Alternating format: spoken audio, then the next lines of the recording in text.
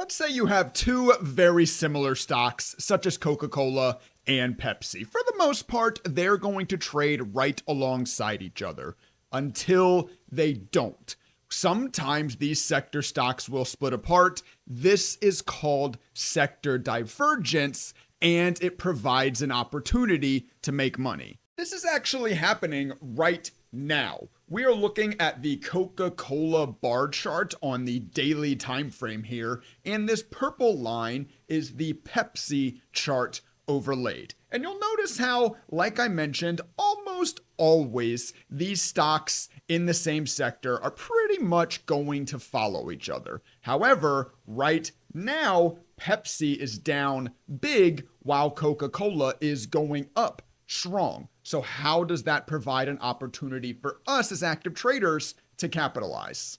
Well, I have created a custom strategy within ThinkorSwim that will enter long on stocks that have this negative divergence. We are now looking at the Pepsi chart, and you can see over the last few weeks, it has entered a trade, locked in profit, and more recently even entered another trade because Pepsi has that negative divergence versus its sector leader, Coca-Cola. Within the settings of this code, you are able to select the indicator in which you would like to buy, the indicator in which you would like to compare your buy symbol against, and the percent difference that must be occurring in order for an entrance to happen. And we'll talk about these other input parameters as we dive deeper into the code, but I just want you to understand what's happening right now when you're looking at this Pepsi chart.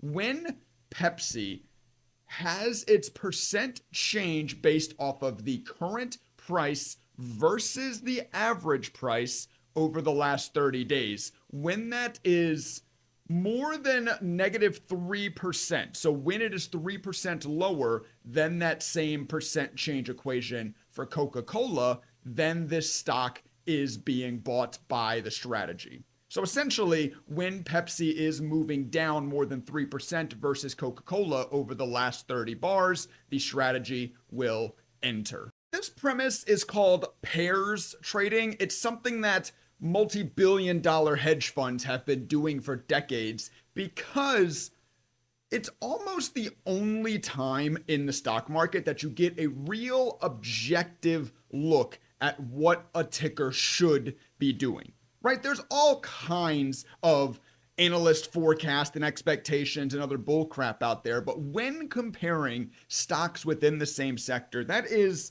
a legit indicator of, hey, the sector is strong, these stocks are diverging, it might be an opportunity to buy this laggard stock as it catches up to the other. What we're looking at here now is the Nvidia daily bar chart compared with the AMD chart that is shown by this purple line. Nvidia wasn't always the leader in this AI chip sector. There was a while there where AMD was really the stock that was ripping up first. If we go back and look at very late 2023, early 2024, AMD was really the stock that ripped, right? I mean, look at this change here from AMD. This is just a massive move. And during that same time, Nvidia doesn't really do a lot, right? And then Nvidia gets that rocket ship move. That's the idea. You see the divergence between the sector move in AMD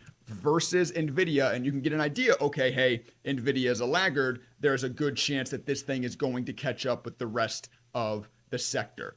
That's what we're talking about here. So let's actually take a look at how the strategy performs on those two tickers. So now instead of buying Pepsi when it diverges from Coca-Cola, let's take a look at buying Nvidia when it diverges, once again, more than 3% down from AMD. If we go ahead and hit apply, you will notice that the trades like kind of trigger on this chart just because ThinkorSwim is going to trigger trades on any chart, no matter what you're looking at. But of course, in order to get the statistics for how this performs, you would want to go over to NVIDIA. And those labels up in the top left help ensure you that you are looking at the correct numbers because you've got your buy symbol average close over the last 30 days and you've got your compare symbol average close over the last 30 days. This then gives you the percent change of the buy and compare symbol and the difference between the two. Right now, Nvidia is up 6.5% more than AMD, its last 30% average percent change. Nvidia is ripping, AMD is not. But anyway, take a look at the performance of this strategy. You can kind of look back, where's that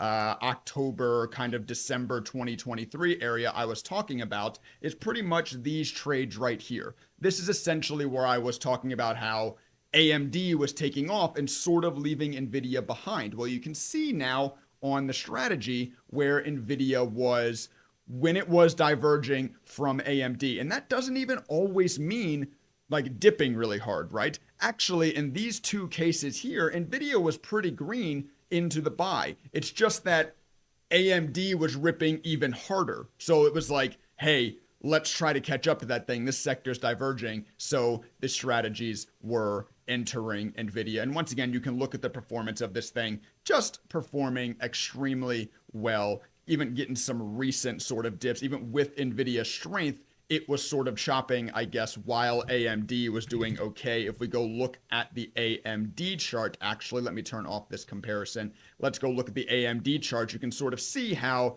this is September, October 2024. AMD was getting a really nice spike. September, October 2024, Nvidia was pulling down really hard. So there's your immediate look at divergence. Hey, AMD is strong. Why is Nvidia so weak? That should be a sign of sector divergence that we can look to take advantage of, and the strategy did so. And for the exit of the strategy, at least the profit loss exit. We'll talk about the stop loss here in a minute. The profit exit for the strategy is pretty simple. It is simply when the average percent change over the last 30 bars of our buy symbol crosses back above 0 when compared to the average percent change over the last 30 bars of our compare symbol. So once again, let's take a look at this Nvidia trade. Remember, I just talked about how Nvidia was dipping into September of 2024 while AMD was really strong. That is why the strategy entered. It exits in mid-October of 2024. If we go look back at this AMD chart, mid-October 2024 is right about here. So AMD is like starting to come down. This is when this stock begins to pull back. And of course, since Nvidia is strong, the percent change of Nvidia over the last 30 bars becomes greater than Nvidia, and the strategy locks in profit. If you are at all interested in any of the strategies you see shown in today's video, they, along with over 80 other codes, are available for easy import on my website, daytradingstrategies.net. Link in the description down below. Once you import this strategy or any of the 100 plus codes I have available on my website, you also are going to get access to both the source code of the strategy by simply clicking on the settings cog here. You will be able to come in and see how I created everything and edit it on your own side. That's a great way to learn how to code within ThinkorSwim, just seeing how I do my work. But also you get access to the input parameters of strategies, of course, that have them. And this one does have multiple. You access this modal by clicking on the gear icon on the strategy or on whatever code you're running itself. So now let's come into this and let's start to talk about some of these input parameters and what changing them is going to do. The first one, and the maybe most simple one to talk about, is our entry percent difference. So remember, we are taking the average percent change over the last 30 bars of the buy symbol, comparing it with the compare symbol. And if the compare symbol is 3% greater than the buy symbol, then we enter the buy symbol. If that makes sense. That's sort of weird verbiage, but hopefully that makes sense. Now, of course, we can come in and change this. The whole point of strategies in ThinkorSwim is for testing, right? I want you to take this strategy and I want you to plug in hundreds of different buy symbols and compare symbols, comparing against different sectors, seeing how this pair strategy works, and using different percent differences. So let's now look at, once again, the difference between Nvidia as our buy, AMD as hour compare, but buying whenever NVIDIA is only 1% less average percent change rather than 3. We go ahead and turn this on. We should see a handful of more orders because, of course, now NVIDIA doesn't need to pull back as much against AMD in order for the trade to be entered, and we can begin to look at the statistics of this. And speaking of the statistics of this, those of you that are subscribers to my channel know that up in the top left here, whenever I am running a strategy, I am normally running my custom back test code that shows me the statistics of the strategy. Well, these labels I find to also be very important for this pair strategy, but it's also important that you're able to run these back test data strategies or back test data labels as well. However, when you have them both on at the same time, you end up with just this horribly long line of labels that can get confusing to read. So that is why I also added another input parameter to the strategy for the labels themselves. We can go ahead and switch this to no. That, of course, will get rid of the labels that are showing you the statistics of the pair strategy so that you can just see the back test labels study and look at how it's performing. 57% win rate, average win of 2,200, average loss of 1,900, max drawdowns only 28%. Not too shabby. And just quickly, if you didn't catch that, this back test label study is another one that I have custom created. You notice that because this scroll doesn't have that little lock icon next to it. So this is another one that I have created and of course published over on daytradingstrategies.net. So if you'd like to access this as well, you will when you sign up to the site. Next, I also want the user to be able to adjust the time frame in which we are pulling our average percent change against, because 30 is just sort of something I typed in by default. I don't know, it's like a month, so average percent change over the last month, whatever sounded good to me. But I want you to, once again, the point of the strategy is to come in and adjust it and find what works best for you. Because there is no such thing as like a one size fits all strategy for everybody. That is the importance of using code, is how easily it can be adjusted and optimized to find what fits your trading goals. We can change it to something like 200. Now, as I hit apply, you'll actually notice the labels themselves change so that you know what you're looking at. We can see the NVIDIA average closing price over the last 200 bars and the AMD average closing price over the last 200 bars, the percent change of NVIDIA and AMD over that range, and of course you will notice the number of trades drop off significantly, as well as we have lengthened that compare period. So you'll also notice, once again, is this that September and like December time frame we bought NVIDIA and we held it up until February. Let's go look at AMD. December of 2024, AMD was beginning to fall off and we sold it. Wait, was that 2024? I'm sorry, December of 2023. Where's December of 2023? Okay, yes, December of 2023, AMD was beginning to get this sort of rip up, and then it began to sort of sell off here in early 2024, which is where NVIDIA sells. So once again, AMD was ripping, so the strategy is like, hey, let's get in this thing. The average percent change over the last 200 bars must have been less than negative. I believe I still have this set to 1, right? I don't think I changed that. Yeah. So NVIDIA was 1% lower than the average of AMD because AMD was ripping. So the strategy bought NVIDIA, and when it caught up, it sold. So I've gone ahead and reset everything back to the default, the entry percent difference back to 3, the time frame back to 30. You may also notice there is a plot lines input variable. I have it set to yes, but I actually don't have any of the lines plotted. That is because I have turned them off right now directly through the plots section. This is one way that you can decide exactly which plots you want to see. Like maybe you don't want to see the stop line, so you can come in and turn it off this way, or you can control seeing every line or not seeing any lines by using this input parameter.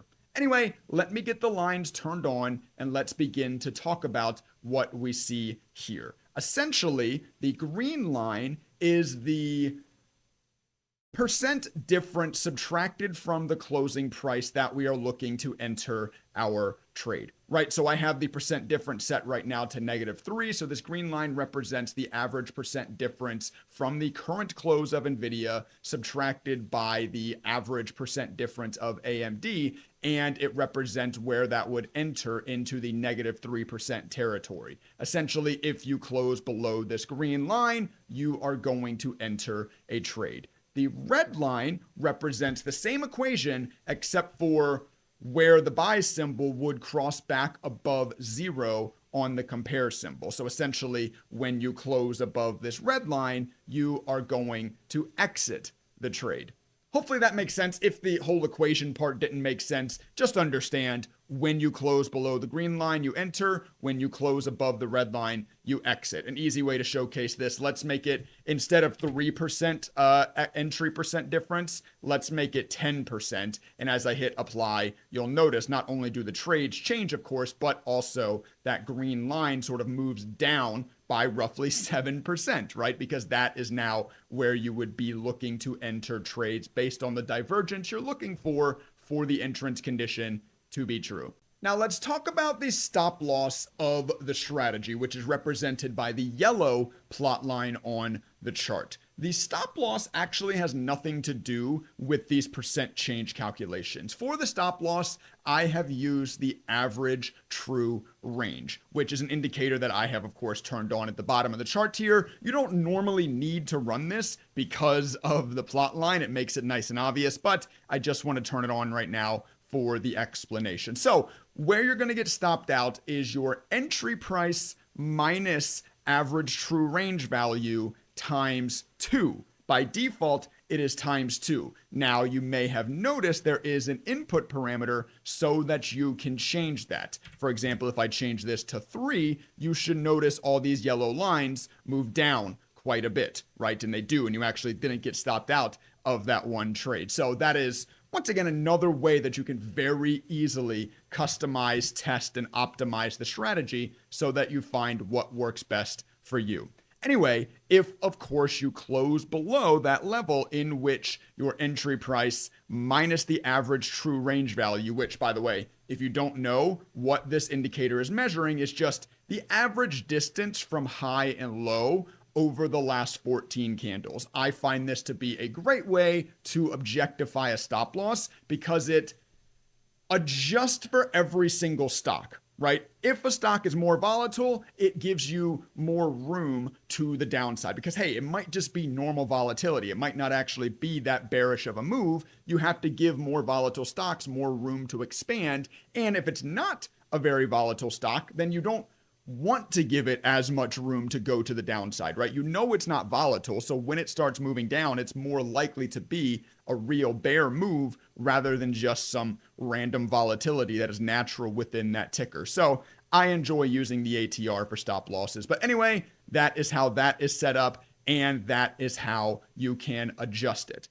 Another thing, I'm not completely sold on whether a stop loss makes the strategy better or worse yet. Let's actually do something. Good example of this. Let's turn off the labels for our strategy and let's turn back on our back test data just to get an idea here. So we're up $118,000, 57% win rate, 38% max drawdown with the way we have the strategy set up right now.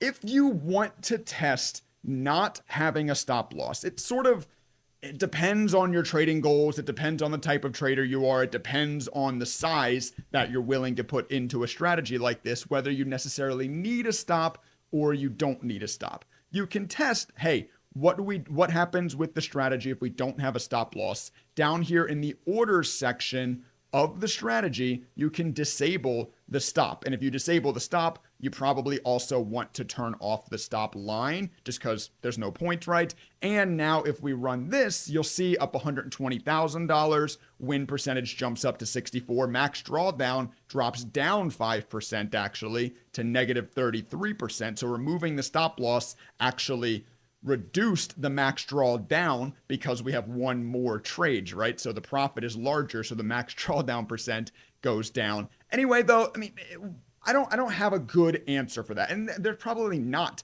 a good answer for that, other than it depends on the kind of trader you are, and it depends on the kind of stocks that you're going to deploy a strategy like this against. I created in the code very easy ways that you can either have the stop loss turned on or off so that you can find what works best for you. I know we're 20 minutes into this video, but let's now get into the fun part of it, right? I want to take a few minutes here to look through some ideas of pairs that a strategy like this could be used against. And this will be a good way to help teach you how to utilize the input parameters of it as well. By the way, the only input parameter I haven't talked about yet is one that I actually run in every single one of my strategies, and that is position size. Because of course, everybody watching this video is going to have different account sizes and going to be willing to put different amounts into this sort of strategy. Say you only want to put $5,000 in, of course, all your statistics will adjust to that.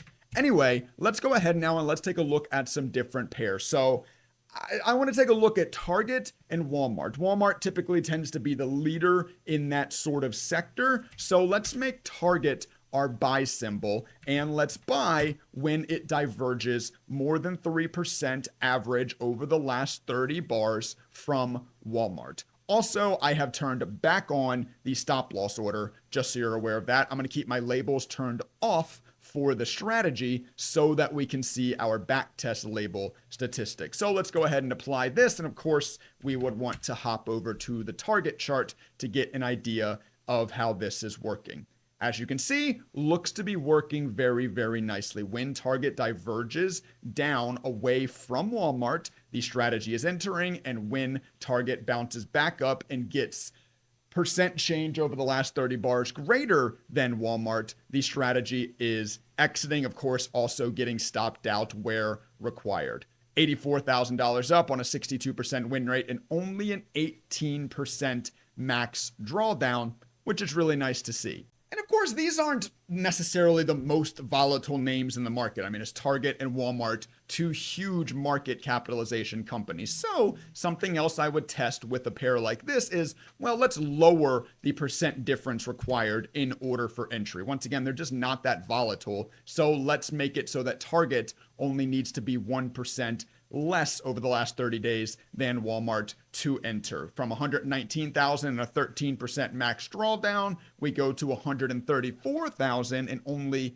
a 10% max drawdown. So that looks even a little bit nicer already, right? So sort of the idea with creating an input parameter for that entry percent difference is, as I aforementioned, if the stocks aren't that volatile, maybe you don't look for such a large percent change, versus if you want to do a much more volatile pair, maybe you want a larger percent difference before you enter. And just for one last test on this pair before we move on to more, let's go ahead and try turning off the stop loss just so we can see how the strategy performs then. Once again, 61% win rate, 10% max drawdown, $134,000. We go to, okay, we're up $124,000, so we're down a little bit more. However, our max drawdown actually came down to only 8% because the win percentage jumped up just a little bit. So, I mean, it's one of those things, right? That's why the code is so useful, because across multiple different pairs, you can test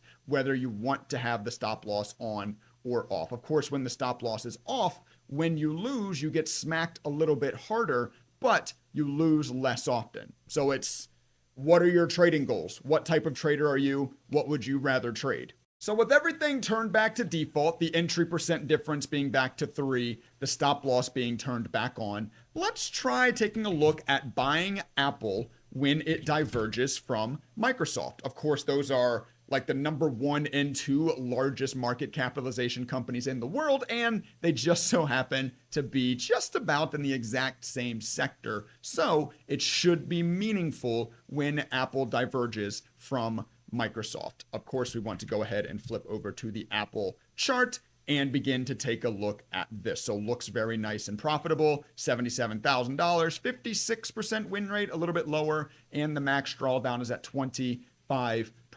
So actually doesn't look as amazing as the Target and Walmart divergence did, right? But of course, I mean, still making really nice money. You'd still be pretty happy with this. Let's come in just like we did with Target and Walmart and change that percent difference down to 1. Because once again, even though it's Apple and Microsoft, those are two huge names, not exactly extremely volatile. I mean, they are like, I think they're like billions of shares worth of float type companies. It's really hard for them to have extreme volatility. So let's flip that entry percent difference down to 1 and let's take a look. So actually flipping it down to 1 on this makes the MAC drawdown percentage go up a little bit and the win percentage come down a little bit. So that's interesting to see, you know, and you begin to test stuff like that. Okay, well, what if we try to go up with this pair? Let's make the entry percent difference 5 on a pair like this rather than 3. Okay, that seems to work even worse. So maybe 3 just sort of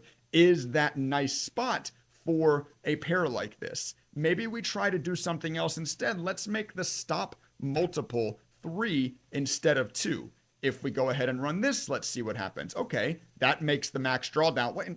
I don't know if you'll notice, but what I'm almost mostly focusing on here is this max drawdown percentage. That is why having these back-tested statistics turned on is so useful. Because what a lot of beginner traders do in backtesting, and actually why a lot of people don't believe in backtesting, is because anybody can make a profitable strategy on static existing data. That's really, really easy. Every strategy I've typed in, every instance of this strategy has still made money. But I'm focusing on how can we get the lowest max drawdown percentage, as that is a very important statistic to measure in your backtesting, so much more than just the gross total P&L. So let's try raising the time frame to 200 instead of just 30. As we run this, we make more money, 52% win rate, the max drawdown back down to that 25% level that we like to see. Okay, so maybe Apple Microsoft kind of pairing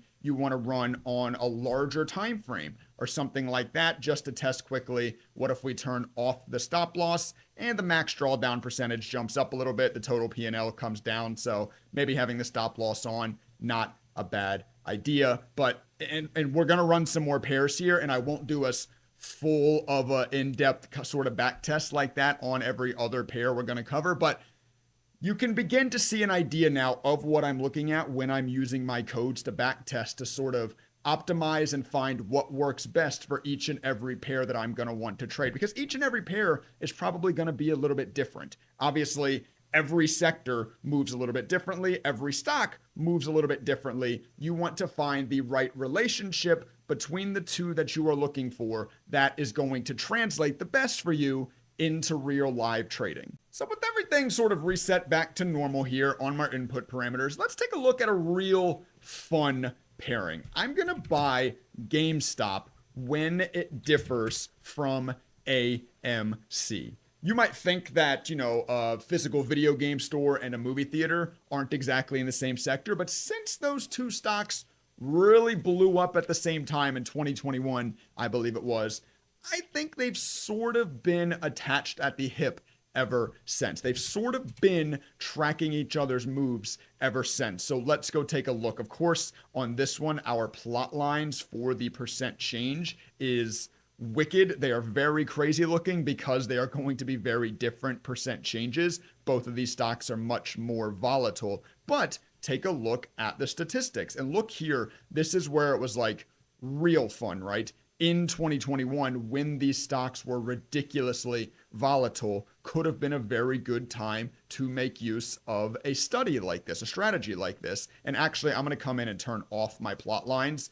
This is why I created a setting to easily turn off the plot lines, because on really volatile stocks, they become almost useless. The stocks are just too volatile. The percent changes are just too great. But anyway, look, I mean, here, this was, let's take a look at the specifics on this. This was on February 2nd, 2021, GameStop gets entered and it gets exited on March 5th, 2021. If we go over and look at AMC on February 2nd, 2021. Oh, okay, this is when AMC wasn't quite moving yet. So maybe that one doesn't make a lot of sense. When did AMC start moving? Around June 2021. So let's go take a look. Is there a trade around June 2021? I mean, here so GME gets in on May 10th and gets out on July 12th. So if I go look at AMC on May 10th, that is actually right when this move starts. That is when AMC starts going up. So that is, I don't know how to explain this very easily for beginners.